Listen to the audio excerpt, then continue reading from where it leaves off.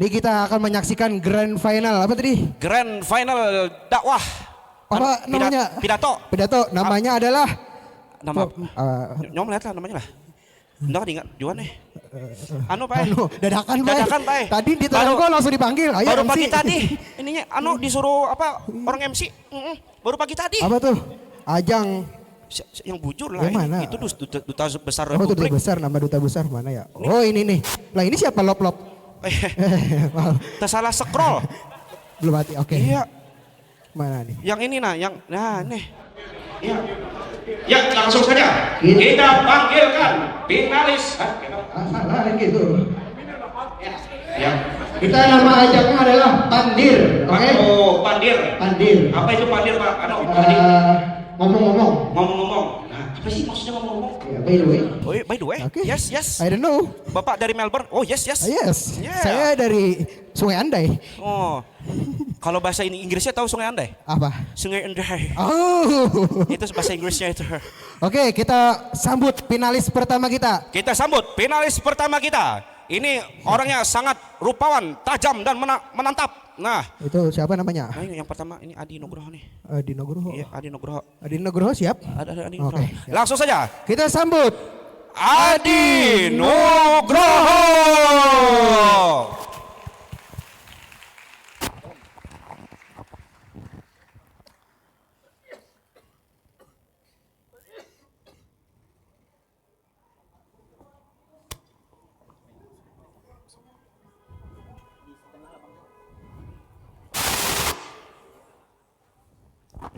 Cek.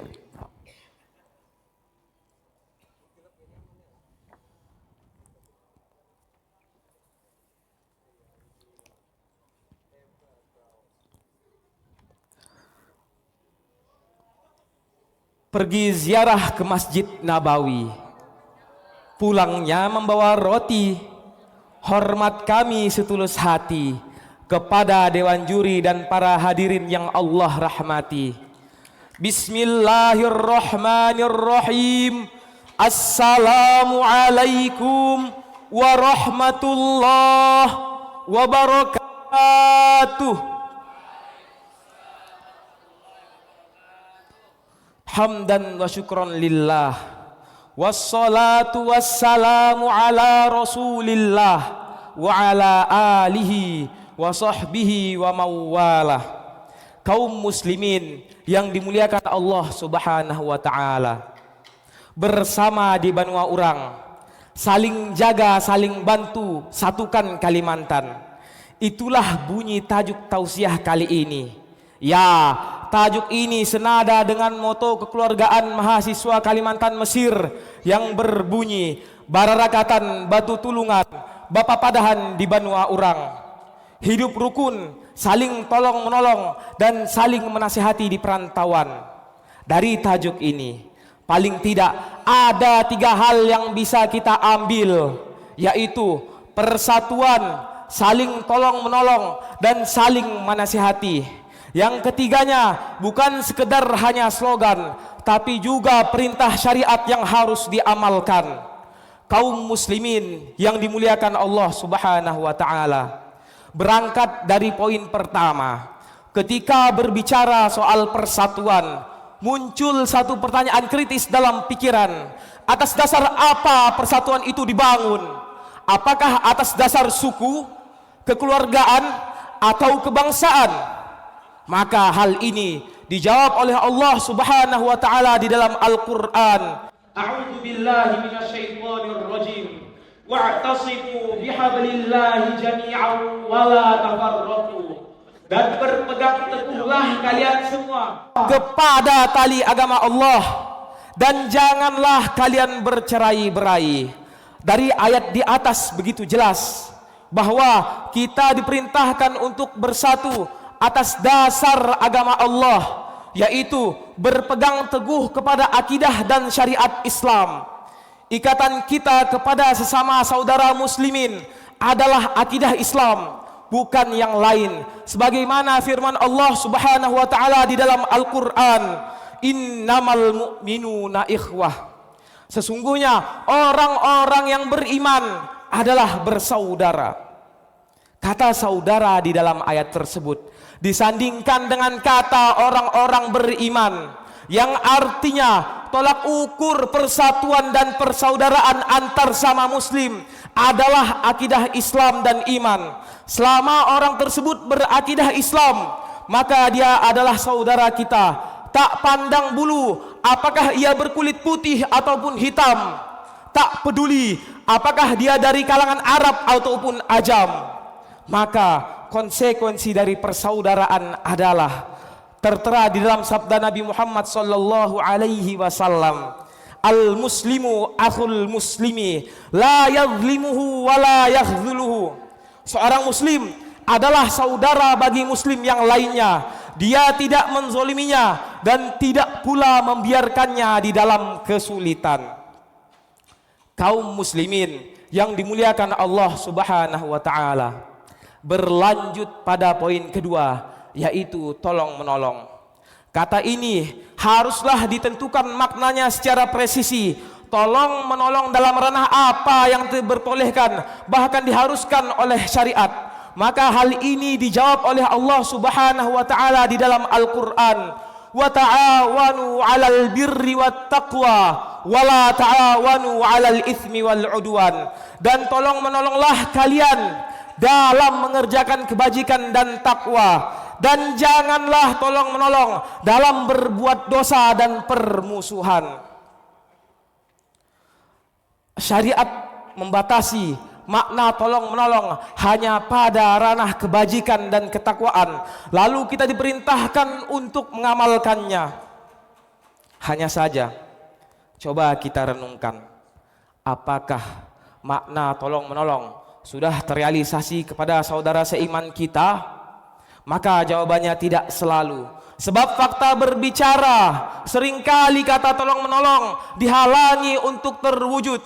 Cukuplah saudara kita yang ada di Palestina, Rohingya, bahkan Indonesia sebagai bukti nyata bahwa mereka tertindas. Namun seringkali kita hanya bisa melihat tanpa bisa berbuat.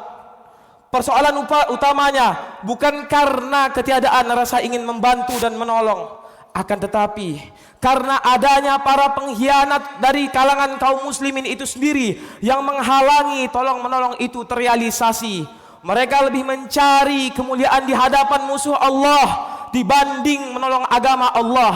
Mereka lupa dengan firman Allah Subhanahu wa taala, "In tansurullaha yansurkum wa yutsabbit aqdamakum." Jika kamu menolong agama Allah, maka Allah akan menolongmu dan menguatkan, meneguhkan kedudukanmu. Kaum muslimin yang dimuliakan Allah Subhanahu wa taala, berakhir pada poin ketiga, yaitu saling menasihati. Rasulullah sallallahu alaihi wasallam bersabda, "Ad-dinun nasihah." Agama adalah nasihat. Nasihat adalah penjaga keutuhan umat. Tanpa nasihat, kebaikan akan hilang. Jika kebaikan hilang, maka kehancuran hanyalah perkara menunggu waktu. Allah Subhanahu wa taala berfirman dalam Al-Qur'an, "Wa ma kana rabbuka liyuhlikal qura bidzulmin wa ahluha muslihun." Dan tidaklah Tuhanmu membinasakan suatu negeri selama penduduknya masih melakukan kebaikan. Artinya selama masih ada yang menasihati, amar ma'ruf nahi mungkar dan saling memperbaiki, maka rahmat Allah akan turun dan azab Allah akan tertahan. Kaum muslimin yang dimuliakan Allah Subhanahu wa taala, dari 3 poin ini kita belajar bahwa persatuan harus dibangun atas dasar akidah. Kebaikan, tolong menolong harus pada ranah kebaikan, dan nasihat adalah penjaga keutuhan umat. Jika 3 hal ini mampu kita jaga, maka persaudaraan akan kuat, umat akan kokoh, dan keberkahan akan turun.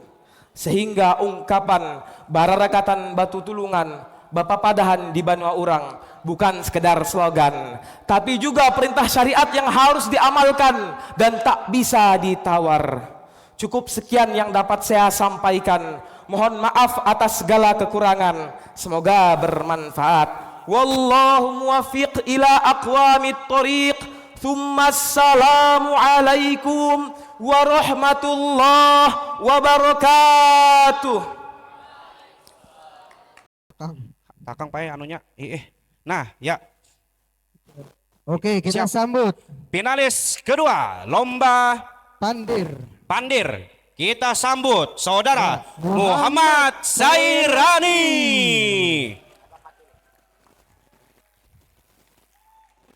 Nah,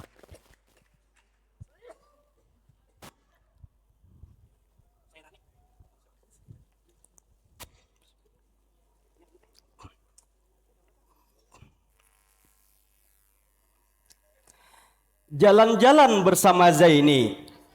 Zaini tertinggal di awal sabi. Hadirin dan dewan juri yang kami hormati, jawablah dengan semangat salam kami ini. Assalamualaikum warahmatullahi wabarakatuh. Alhamdulillahilladzi amarona bil jamaah wa nahana 'anit tafarruqah. Wassalatu wassalamu ala Rasulillah wa ala alihi wa sahbihi wa man ittaba'al huda ila yaumil qiyamah. Amma ba'd. Dewan juri yang kami hormati, hadirin sekalian yang kami banggakan, apa kabarnya hari ini? Semuanya sehat? Alhamdulillah. Ma'asyiral muslimin rahimakumullah. Di tanah yang penuh dengan sejarah ini, di negeri yang dikenal dengan sebutan Ardul Kinanah, yakni Mesir, tanah yang dijaga, tanahnya para ulama, tanah yang di dalamnya mengandung keberkahan yang luar biasa. Namun kita di sini tetap satu atap, tetap satu benua dan tetap satu tanah, yaitu Kalimantan. Lalu, apakah dengan perbedaan-perbedaan tadi menjadikan kita tidak bisa menjadi saudara? Aywah, oleh karena itu, pada kesempatan yang baik ini, izinkanlah kami untuk menyampaikan sebuah pidato singkat dengan judul Di Benua Orang, kita bukan hanya sekedar bersama, tapi kita saudara. Firman Allah Subhanahu wa taala dalam Al-Qur'an surah Al-Hujurat ayat 13. A'udzu billahi minasy syaithanir rajim. Ya ayyuhan nasu inna khalaqnakum min dzakarin wa untha من ذكر وأنثى وجعلناكم شعوبا وقبائل لتعارفوا إن أكرمكم عند الله أتقاكم Innallaha alimun khabir. Wahai manusia, sungguh kami telah menciptakan kamu, kata Allah, dari seorang laki-laki dan seorang perempuan. Kemudian kami jadikan kamu berbangsa-bangsa dan bersuku-suku agar kamu saling mengenal. Sungguh orang yang paling mulia di antara kamu di sisi Allah ialah orang yang paling bertakwa. Sungguh Allah Maha mengetahui lagi Maha teliti. Ma'asyiral muslimin rahimakumullah. Ayat tadi menjelaskan bahwasanya Allah Subhanahu wa taala menciptakan perbedaan di antara manusia. Namun perbedaan itu bukanlah hal yang sangat dipermasalahkan, melainkan menjadi jembatan untuk kita untuk saling kenal mengenal dan menguatkan persaudaraan.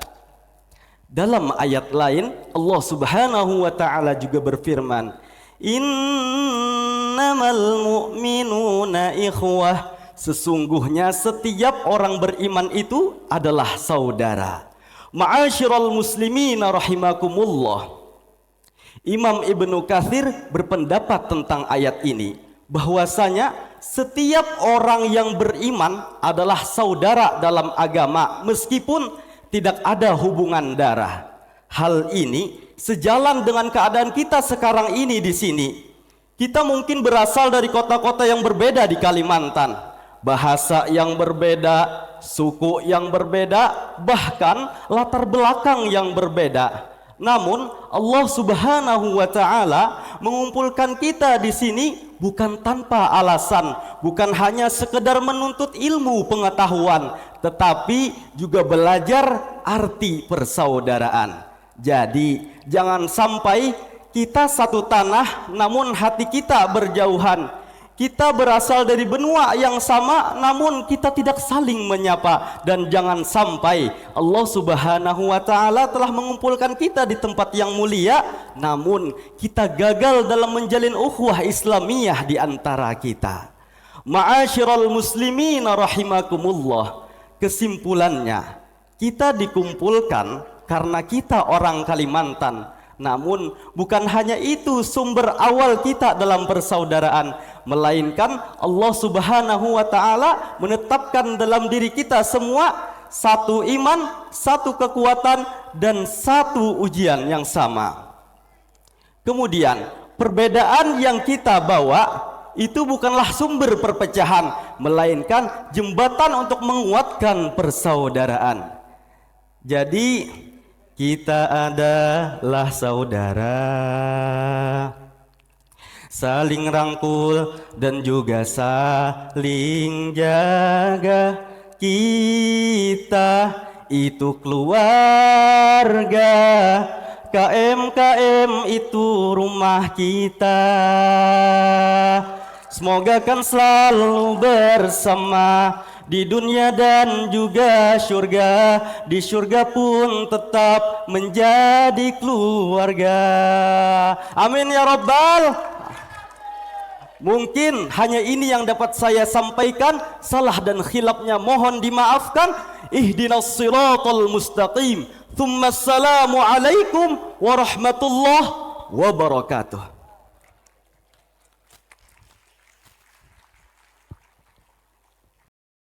Selanjutnya siapa? Selanjutnya Ustadz Charles lah. Duh ini Siapa nih? Hilang Cie. Hah, mana? Muhammad siapa tadi? Kadir. Ya, langsung saja kita ke finalis ketiga ya. Kita sambut saudara. Kita sambut saudara Muhammad Riyandika. Tepuk tangan untuk Riyandika.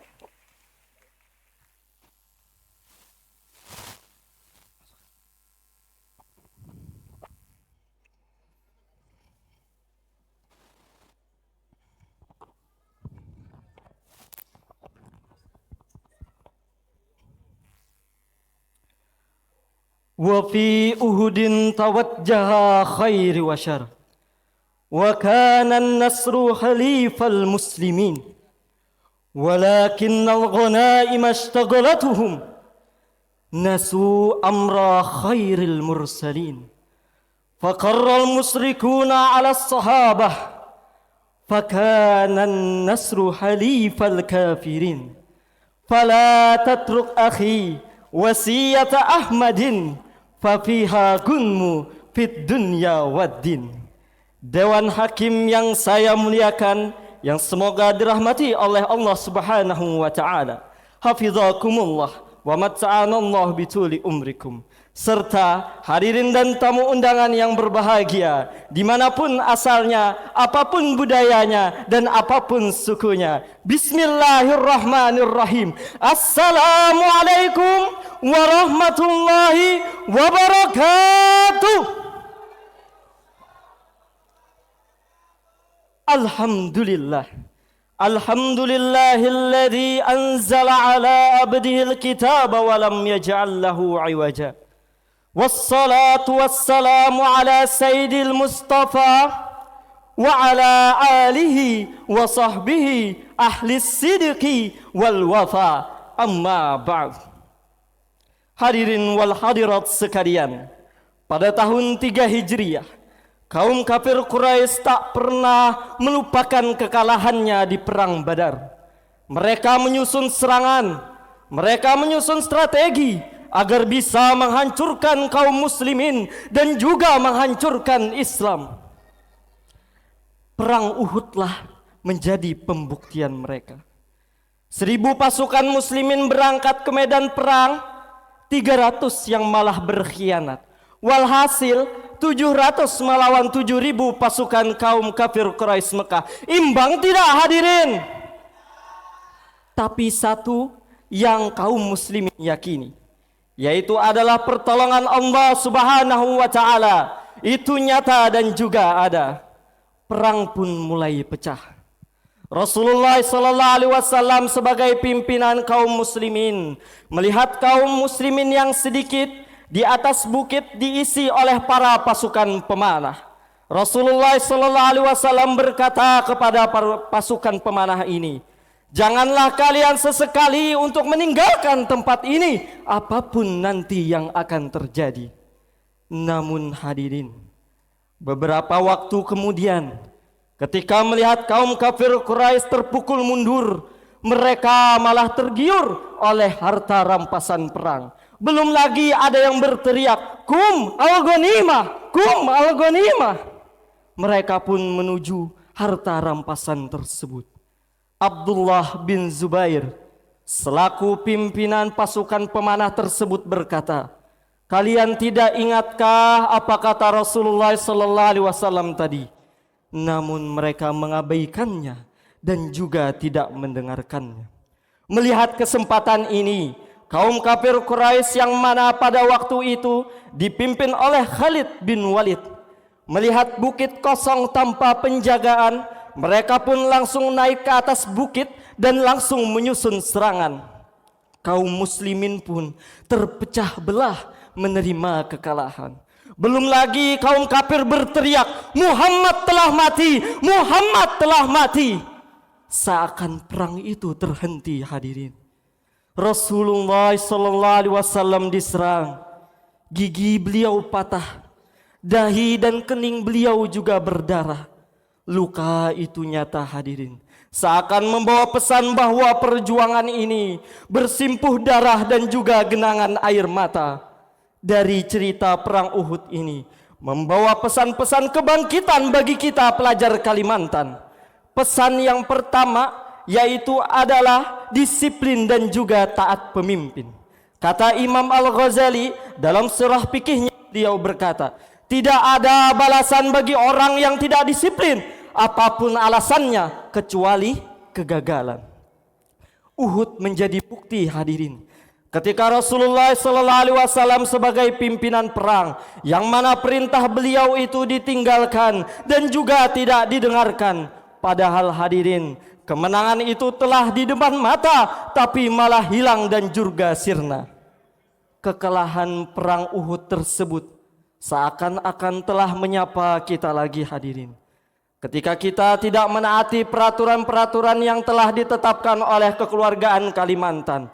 Kata Gubernur KMKM, "Jangan lakukan ini," tapi kita malah melakukan. Seolah-olah hadirin, kita terjebak dalam kepentingan diri kita sahaja. Kita membantah para pimpinan-pimpinan kita di negeri Mesir ini. Hadirin, inilah yang membuat kita terpecah belah, tidak dapat bersatu di benua orang ini, di negeri Mesir ini. Padahal Rasulullah sallallahu alaihi wasallam telah menyampaikan firman Allah juga pada surah Al-Anfal ayat 46 menegaskan, "A'udzubillahi minasyaitonir rajim. Wala tanaza'u fatafshalu wa tazhabu rihukum." Janganlah kalian saling membantah yang menimbulkan perpecahan. Maka dari itu hadirin, mulai detik ini kita taati peraturan-peraturan yang telah ditetapkan oleh pimpinan-pimpinan kita. Kita persatukan persatuan di negeri orang ini. Siap untuk bersatu hadirin? Takbir! Pesan yang kedua yaitu adalah jangan mudah terdistraksi dengan gonimah. Kita para pelajar Al-Azhar, gonimahnya bukan lagi harta rampasan perang, melainkan profesi, popularitas, pekerjaan dan juga uang. Uhud menjadi cerminan bagi kita para pelajar Al-Azhar, di mana ketika perang Uhud, iman bertarung dengan harta dan juga diuji dengan ambisi. Maka dari itu hadirin, janganlah kalian terlena dengan gonimah apapun itu bentuknya. Jangan sampai pekerjaan melupakan kita untuk belajar, dan jangan sampai ingin dikenal orang yang ada di Indonesia karena kita belajar di negeri Ambia. Padahal surah Al-Maidah ayat 44 telah menegaskan, wala tashtaru bi ayati samanan qalila. Janganlah prinsip-prinsip agama ini kalian gadaikan. Pesan yang ketiga yaitu adalah kalah bukan berarti kita untuk menyerah. Pasca perang Uhud, Allah menguatkan para pasukan kaum muslimin di dalam surah Ali Imran ayat 139. Wala tahinu wala tahzanu wa antumul a'launa in kuntum mu'minin. Selagi ada iman di dalam dada dan juga semangat yang semakin membara.